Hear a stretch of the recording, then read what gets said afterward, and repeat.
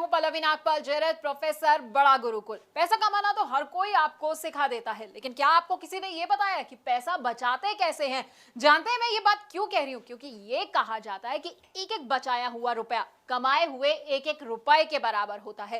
इसलिए पैसे कमाने के साथ साथ ये बहुत जरूरी है कि पैसे को बचाया कैसे जाए। इसलिए तो हम आपको बताएंगे कि कैसे आप पैसे बचा सकते हैं और उसे निवेश कर सकते हैं। अब कभी किसी के घर पे शादी होती है, कभी उसे घर भी खरीदना होता है, तो ऐसे में ना आपको समझ नहीं आता होगा कि भाई मैं पैसा कहां से निकालूं। तो घबराए नहीं, क्योंकि हम आपको ये भी बताएंगे कि किस लक्ष्य के लिए आप कैसे पैसा बचा सकते हैं। तो आपके लिए कहां निवेश करना सही होगा, इन टिप्स के साथ हमने आपके लिए बहुत ही खास कोर्स बनाया है। इसमें हम आपको बताएंगे कि आखिरकार गोल बेस्ड फाइनेंशियल प्लानिंग क्या होती है। अब आप सोचेंगे कि भाई सेविंग और इन्वेस्टमेंट तो मैं करता ही रहता हूं, लेकिन आपको पता है सेविंग और इन्वेस्टमेंट में ना बड़ा अंतर होता है। तो ये अंतर क्या होता है ये भी हम आपको बताएंगे।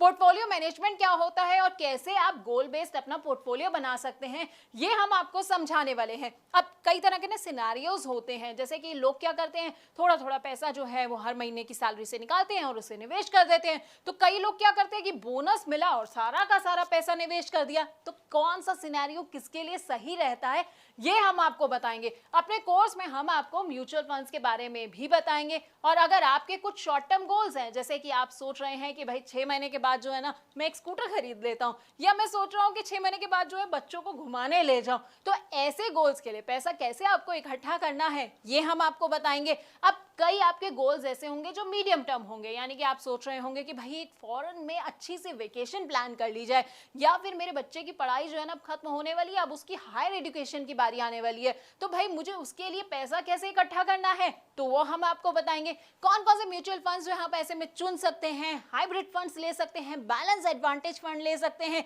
लेकिन अब आप ये सोच रहे होंगे भाई ये सारे फंड्स कौन से होते हैं, तो हम आपको ना इन तमाम फंड्स के बारे में बड़े अच्छे से बताने वाले हैं। उसके अलावा हमारी जिंदगी का जो सबसे बड़ा और सबसे लंबा गोल होता है ना रिटायरमेंट प्लानिंग का, वो आप कैसे कर सकते हैं। म्यूचुअल फंड्स के जरिए अपनी रिटायरमेंट प्लानिंग आप कैसे कर सकते हैं, कौन कौन से फंड्स आप चुन सकते हैं, ब्लू चिप फंड कौन से होते हैं, मिड कैप फंड कौन सा होते हैं, या स्मॉल कैप फंड्स जो हैं वो आपके लिए कैसे फायदेमंद हो सकते हैं, तो हम आपको बताएंगे। इसके अलावा ना निवेश के बड़े सारे और भी इंस्ट्रूमेंट्स होते हैं। अब जैसे पीपीएफ होता है, नाम तो सुना होगा आपने, एनपीएस होता है, एलआईसी के प्लान्स के बारे में तो हर कोई जानता है, और इक्विटी और डेट इंस्ट्रूमेंट्स के बारे में तो हर कोई जो है वो पूरा अच्छे से समझता आया है। लेकिन इनमें से आपके लिए कौन सा प्लान सही रहेगा ये शायद आप नहीं जानते होंगे। तो हम आपको ना अपने इस कोर्स में इन तमाम प्लान्स के बारे में अच्छे से जानकारी भी देने वाले हैं।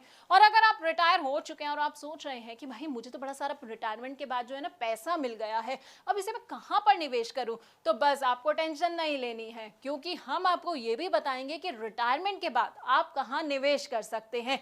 यानी कि इन 12 वीडियोस में हम आपको आपकी फाइनेंशियल प्लानिंग के बारे में सब कुछ बताने वाले हैं। तो अगर आप अपनी जिंदगी ना सुकून से जीना चाहते हैं, रिटायरमेंट के लिए परफेक्ट प्लानिंग करना चाहते हैं, तो बस आपको क्या करना है, आपको हमारा ये कोर्स देखना होगा।